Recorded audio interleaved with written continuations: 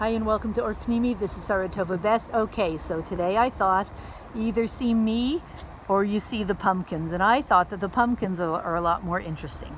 So here's a quick question. It's Parshas Noach. Are you having a good week? Are you having a good week? Because really, I've done research in this for a lot of years and asked people in Parshas Noach, how's your week? And usually people say, and it turns out that Chassidus says that Parshas Noach is a kalamutna. It's kind of a yucky week because we have the Mabul. And then when it comes to next week, we live with Avram Avinu the whole week, and it's a happy week. So here's the thing. We have to do a cheshbon tzedek, and the cheshbon that we do this week is the following question. How'd you do? It's your first week on the job. How'd you do? In other words, when it came to Parshas Breishis, you had all these plans and all these hachlatas, all these resolutions and all these dreams, and it was going to be an amazing year. And then when it's Parshas Noach and Shabbos comes along, you're not dealing with the potential anymore. You're actually, as I said, first week on the job, and you're asking yourself, so how did I do?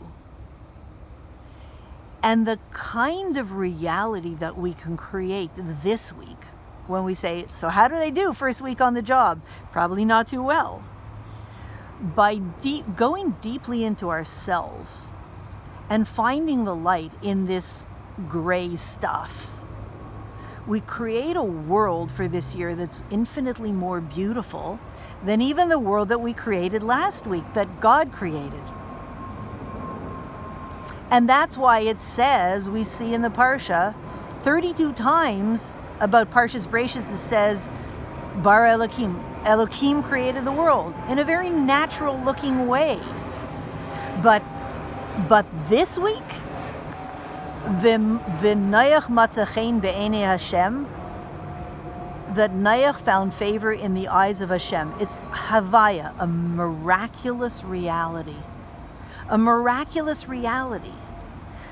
So the Sikha ends with the Rebbe saying 7 times, screaming, as somebody told me today, she said, I was there that Shabbos.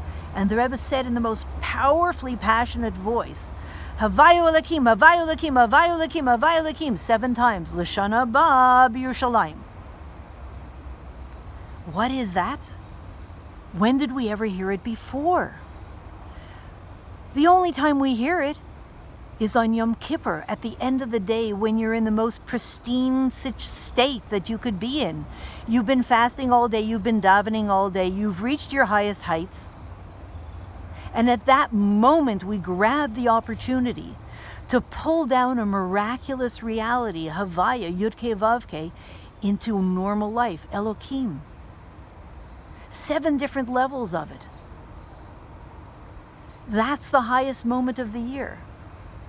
And comes along the Lubavitcher Rebbe, and in Parshas Noach, which is kind of this real low point where, okay, first week on the job after making all these resolutions and after going through the month of Tishrei, and here we are, and it's kind of dark and gray and rainy and, misty, and your ideas that you had in mind aren't panning out so well.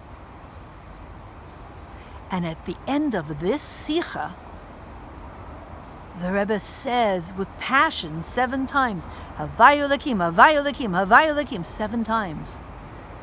And maybe accomplishes with us the same thing that we accomplish on Yom Kippur, but now during a regular weekday time, or a regular Shabbos of real rainy, gray, descent, Mabul, flood, identity crisis, all that stuff. It's that same energy of unifying miraculous with everyday life is pulled into Parshas Noach. And here we are. And here we are being enabled, being the enablers of the world who can merge the miraculous and the mundane. Pretty amazing. That's the time. This is us. The scene is set. Here are the flowers and here are the pumpkins, and we're all ready to take the world to the Beis HaMikdash HaShlishi, to dance in the Beis HaMikdash HaShlishi, as it says that the Beis HaMikdash will actually be built in the month of Cheshvan, and surely we will dance to the Gula Meitzvah Shlema. Thanks.